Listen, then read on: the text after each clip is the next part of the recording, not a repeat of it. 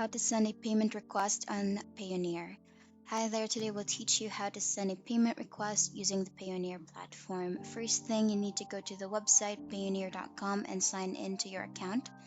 Once you're signed in, you just need to click on Get Paid. That is on the left side panel of the screen.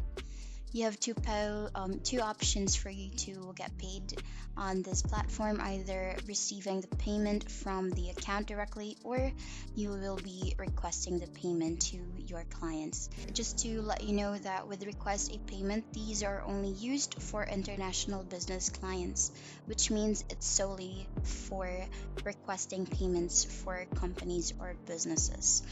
So once you are on this page, Payoneer will be asking a few questions on how do you plan to collect the payments from your clients, and also who do you need to request the payments from. So make sure it should be under a business to proceed.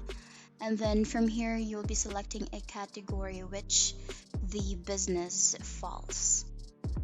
Once you have the informations being asked, you just need to click on Provide Details, wherein you will need to provide all these documents like your business profile, a government-issued photo ID, and address verification. This is important for you to be able to proceed and process a request of payment. And that's it for today's video. Thank you so much for watching. Bye!